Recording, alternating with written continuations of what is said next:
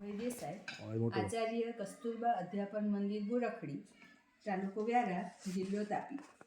મારા ઇનોવેશનનું શીર્ષક છે STEM સ્ટેમ શિક્ષણ પદ્ધતિ અને પ્રવૃત્તિ તથા રમત આધારિત અધ્યયન. અમને સમસ્યા તાલીમાર્થીઓ જ્યારે એડમિશન લઈને આવે છે તો મને એવી એક સમસ્યા જણાય કે જે વિદ્યાર્થીઓ આવે છે સારા ટકા લઈને આવે છે, પણ એનું જે શિક્ષણ છે તે પાઠ્યપુસ્તક આધારિત અને મર્યાદિત છે. એ લોકોનામાં વૈજ્ઞાનિક દ્રષ્ટિકોણનો અભાવ જોવા મળે છે. સમસ્યા ઉકેલવાની ક્ષમતાનો પણ અભાવ જોવા મળે છે. આ ઉપરાંત તર્કશક્તિ, સર્જનાત્મકતા શક્તિ બહુ વિકસેલી હોતી નથી. ભણતર અને પરિણામે ભણતર પ્રત્યે રસ થોડો ઓછો હોય એવું લાગ્યા કરતું હોય છે. વિષયોનું વાસ્તવિક જીવન સાથેનું જોડાણ પણ હોતું નથી. તો એવા સમયે વિચાર આવ્યો કે STEM પદ્ધતિ એટલે કે સાયન્સ, ટેકનોલોજી, એન્જિનિયરિંગ અને મેથ્સ બધાનું સંયોજન થઈને જે શિક્ષણ પદ્ધતિ આપણે અમલમાં મૂકી છે એને આપણે તાલીમાર્થીઓની સાથે ઉપયોગમાં લઈએ તો કેવું. અને એની મેં શરૂઆતમાં એ લોકો એડમિશન લઈને આવે છે જુલાઈ મહિનાથી, ત્યારથી શરૂઆત કરી.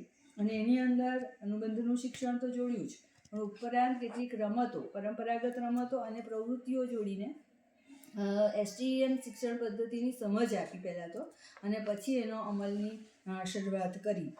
પરિણામ સરસ મજાનું એનું કારણે જોવા મળ્યું કે વિદ્યાર્થીઓના ઉત્સાહ અને રસમાં વધારો થયો, વિષયની સમજણમાં સુધારો જણાયો, સર્જનાત્મકતા અને તર્કશક્તિ વિકસી, પરિણામે શૈક્ષણિક પરિણામમાં પણ સુધારો થયો, પોતાનો આત્મવિશ્વાસ પણ વધતો જણાયો.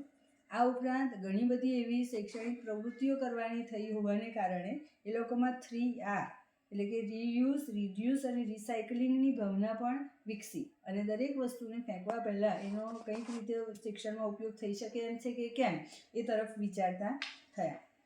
STEM અને રમતોનું જે સંયોજન છે એના દ્વારા ભવિષ્યના પડકારોને ઉકેલવા માટે સર્જનાત્મકતા, જિજ્ઞાસા, સહાનુભૂતિ બહાર આવે છે.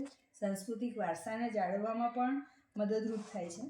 અને DLEDના બંને વર્ષના તાલીમાર્થીઓને આજે શિક્ષણ પદ્ધતિ છે તેનો લાભ મળ્યો છે અને એનું પરિણામ અમને જોવા મળ્યું છે. આ ઉપરાંત નજીકના 1 થી 8 ધોરણના બાળકો, એ લોકોને પણ આની જે પદ્ધતિ છે એના રમતો છે ને કેટલીક પ્રવૃત્તિઓ છે એ આપણે એની અંદર જોઈશું તો એ પ્રમાણે એ લોકોને લાભ થયેલો જોવા મળે છે. તો આ રીતે થયેલું ઇનોવેશન એ બાળકોના રસમાં વધારો કરનારું તો બન્યું જ છે, અને એ લોકોની જે સ્કિલ છે, કૌશલ્ય છે તે પણ વિકસ્યું છે એવું જોઈ શકાયું છે. અસ્તુ.